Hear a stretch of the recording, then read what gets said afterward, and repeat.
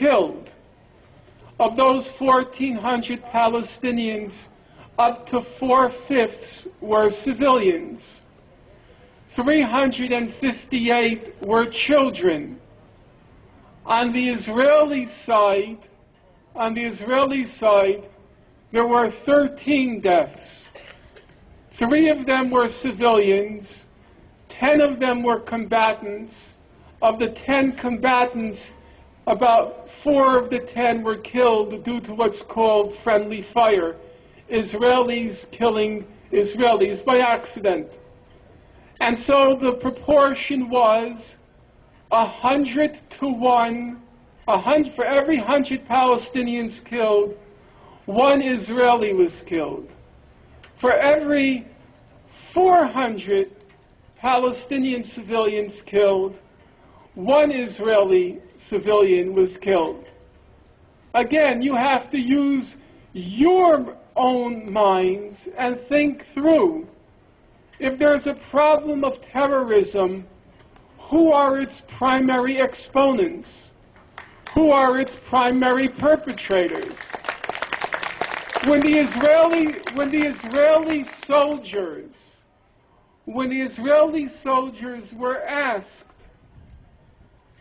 what was Gaza like? What was Gaza like? One Israeli soldier said, it was like a child with a magnifying glass burning ants. It was like a child with a magnifying glass burning ants. Another soldier said, it was like PlayStation 2 computer game. And now you ask yourself, a child with a magnifying glass burning ants, who is the terrorist and who is the victim? It was like PlayStation 2 computer game. Who is the terrorist? Who was the victim? Israel dropped white phosphorus in Gaza. White phosphorus reaches a temperature of 1,500 degrees Fahrenheit.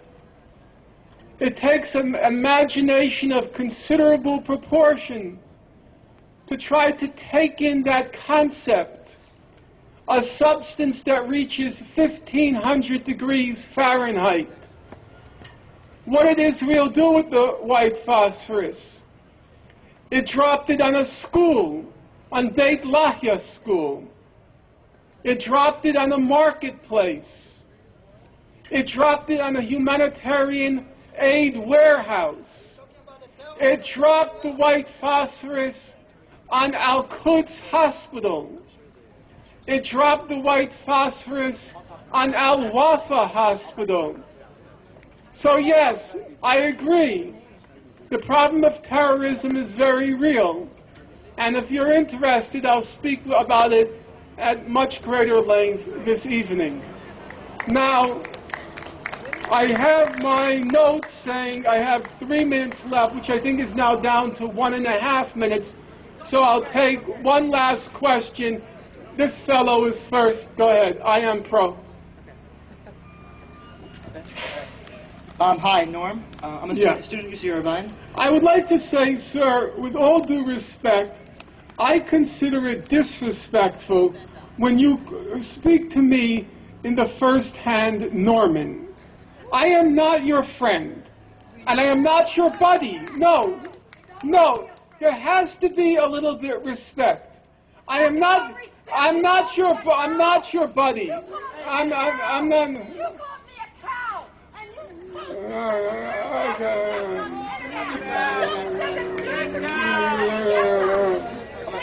I'm bacteria, and I'm not being abused.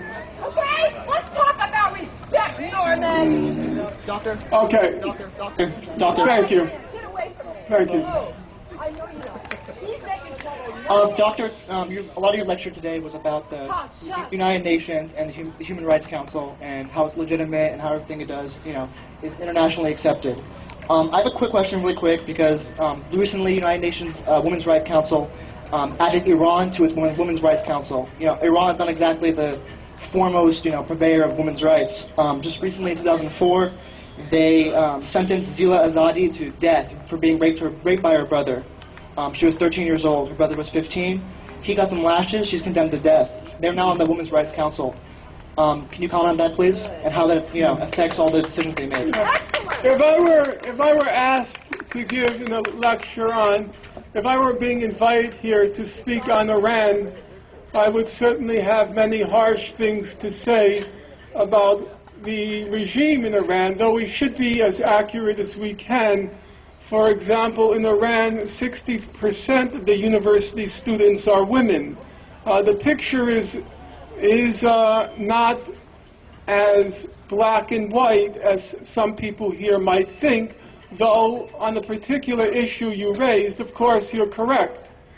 I would just want to say, I wasn't talking about the record in general.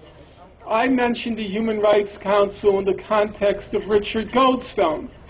Now, Richard Goldstone wrote the mandate under which he undertook his mission. The president of the Human Rights Council said to Mr. Goldstone, "You tell us what you want the terms of your investigation to be."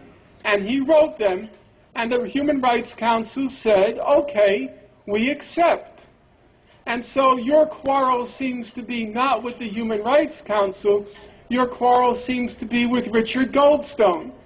And I would like to know, on what grounds can one make a legitimate claim that Mr. Goldstone is either prejudiced against Jews or prejudiced against Israel?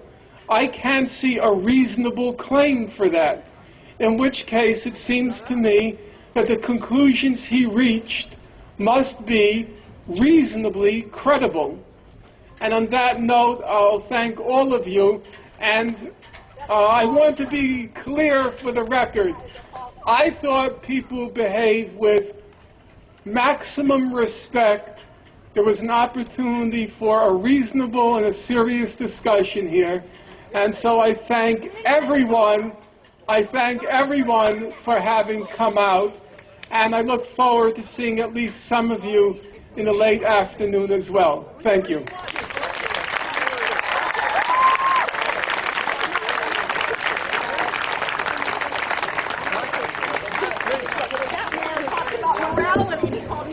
All right, thank everyone for coming out. I hope you found the presentation informative and beneficial.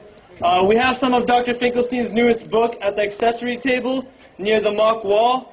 And if you're interested in getting more involved with these events, then please let us know. Today there's going to be one more event with Dr. Finkelstein at 5 o'clock in the Crystal Cove Auditorium in the Student Center. I hope to see you all there. Thank you very much and have a nice day. Huh? If you have to. Yeah, I think so.